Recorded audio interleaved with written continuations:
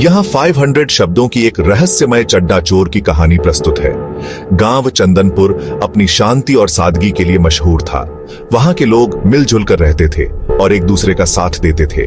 लेकिन हाल ही में गांव में एक अजीब घटना ने सबको परेशान कर रखा था।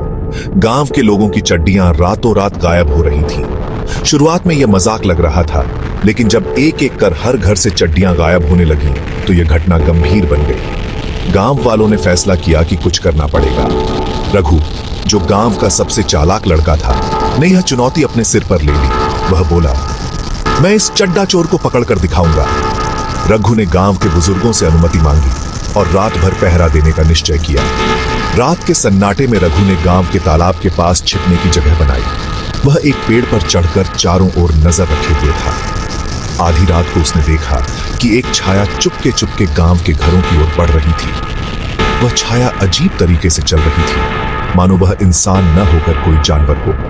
रघु ने अपनी मशाल जलाकर छाया का पीछा करना शुरू किया। छाया गांव के बाहर जंगल की ओर भागी। रघु ने हिम्मत नहीं हारी और उसका पीछा करता रहा। जंगल के बीच में एक गुफा थी, जहां वह छाया गायब हो गई। रघु ने गुफा के अंदर झांक कर देखा। वहां का दृश्य देखकर उसकी आंखें फटी की फटी रह गईं। गुफा के अंदर चड्डियों का ढेर लगा हुआ था और वह छाया, जो अब साफ दिख रही थी, कोई और नहीं बल्कि गांव का बंदर माखन था। माखन को चड्डियों का रंग बिरंगा ढेर इकट्ठा करने का अजीब शौक था। रघु ने सोचा, तो यह सारा कारनामा माखन का था। अब इसे सबक सिखाना पड़ेगा। उसने चुपचाप गुफा के अंदर से कुछ चड्डियां उठाई और उन्हें गांव ले आया। अगले दिन रघु ने गांव के चौपाल में सबको बुलाया और सच्चाई बताई। गांव वाले माखन की हरकत पर पहले हंसे, लेकिन फिर यह सोचकर परेशान हो गए कि अब माखन को कैसे रोका जाए। रघु ने सुझाव दिया कि माखन को नए नए खिलौने और खाने की चीजें दी जाए ताकि वह चड्डियों के पीछे न भागे।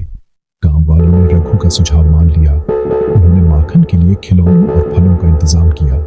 धीरे धीरे माखन ने चड्डियों में रुचि लेना छोड़ दिया। गांव की शांति फिर से लौट आई। रघु की समझदारी और हिम्मत के कारण चड्डा चोर का रहस्य सुलझ गया। अब चंदनपुर के लोग निश्चिंत होकर सोते थे और माखन गांव का प्यारा बंदर सबका दोस्त बन गया था। यह कहानी हमें सिखाती है कि धैर्य और समझदारी से बड़ी से बड़ी समस्या का समाधान किया जा सकता है।